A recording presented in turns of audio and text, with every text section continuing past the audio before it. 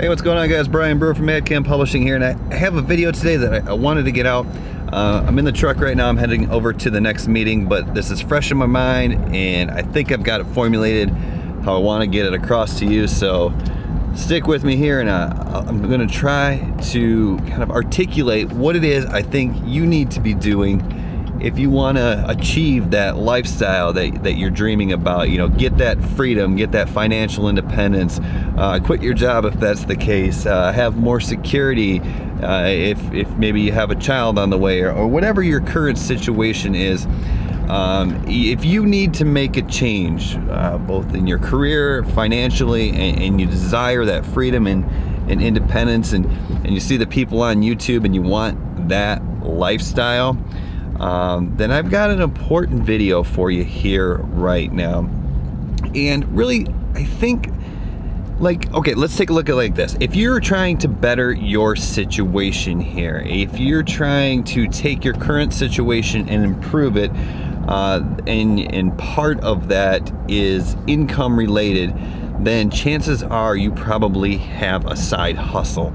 And this side hustle could be anything. Maybe you're a personal trainer who has a full-time job working at a gym, and maybe your side hustle is taking on clients after work, or maybe you're just a personal trainer who has a full-time job at an office or something like that, or you work in a restaurant or what have you, and your side hustle is taking on clients on the side to make additional income.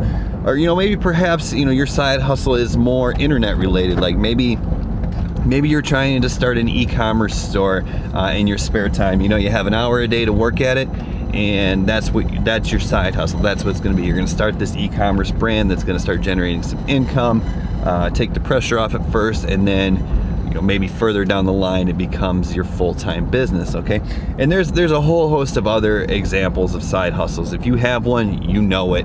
If you're trying to start one, you know it. But the key point here is, I think I would almost bet that your side hustle is focused on making money quickly. And by quickly, I mean either immediately or within the month. And we think about that. If you have an office job and you also do personal training on the side, then you're doing that side hustle so you can make that money from that client probably instantly. I mean, maybe you bill them monthly, but regardless, you're making that money right now. And the same thing can be true if you're out there trying to start like an e-commerce store, for instance. You're probably starting that store so you can get it up and running, you can get it populated with products, or sell your product if you have something that you created. And your idea here is you want to go out there and you want to get it set so you can start running Facebook ads or what have you, and you could start making sales pretty soon.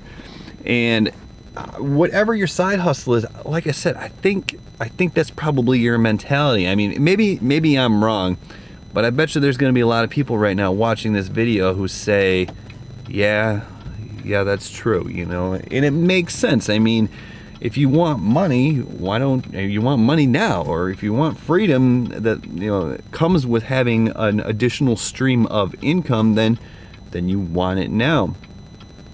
But what I encourage you to do is I encourage you to add a side hustle to your side hustle. And I know it sounds crazy and it sounds like a lot of work, but this is going to be your insurance plan, and there's no better time to start than now. And here's what I mean.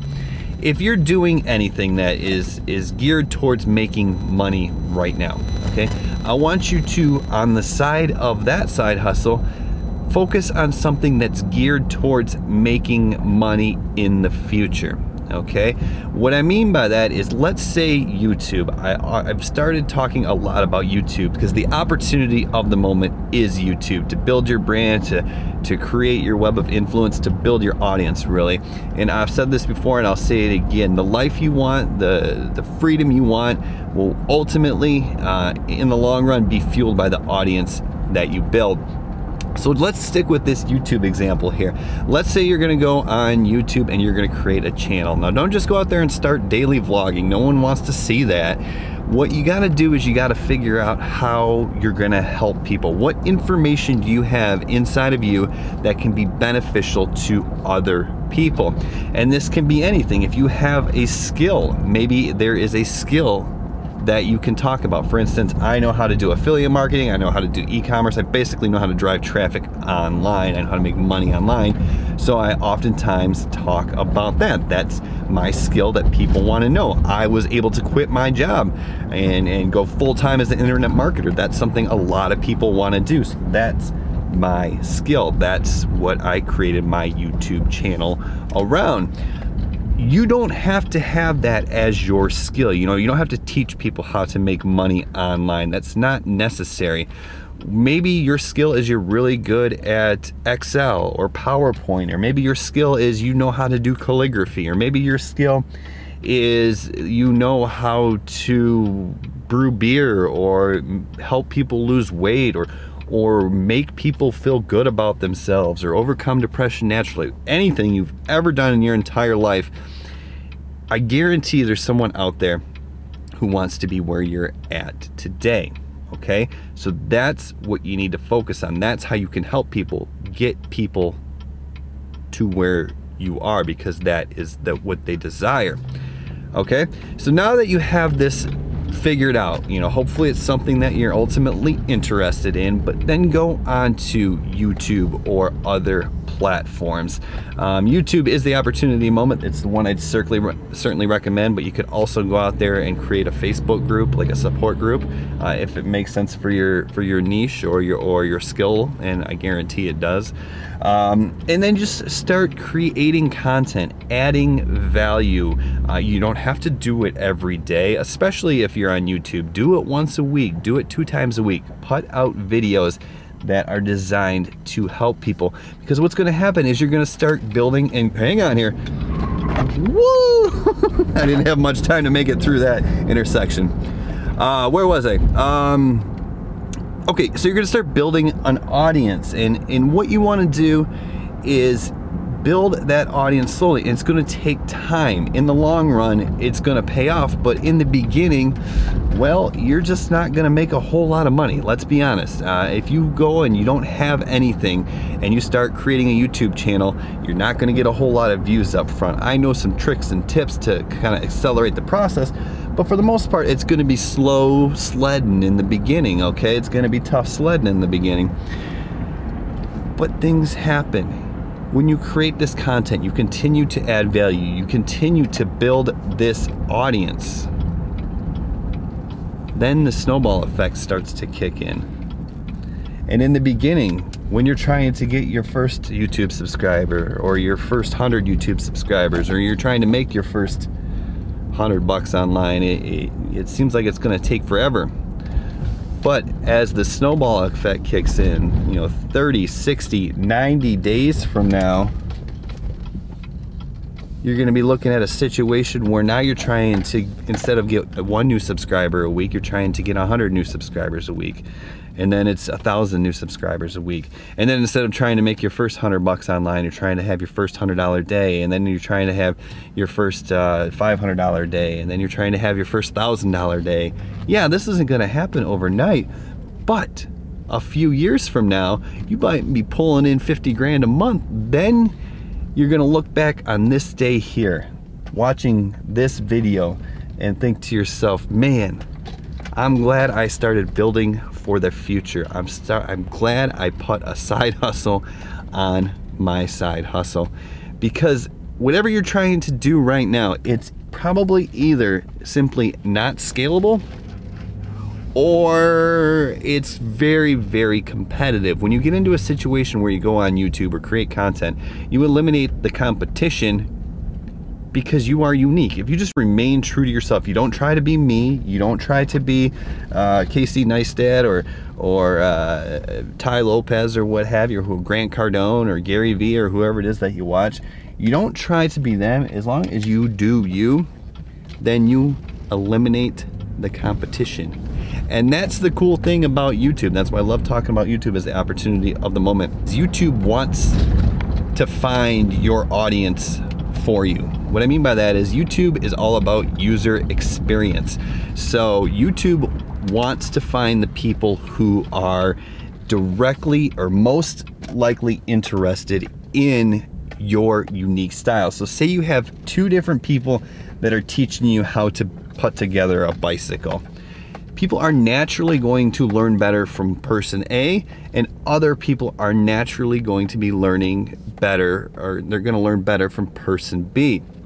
Okay, so it doesn't matter. They're teaching you the same thing. They're both teaching you how to build a bicycle or overcome depression or do calligraphy or brew beer or whatever.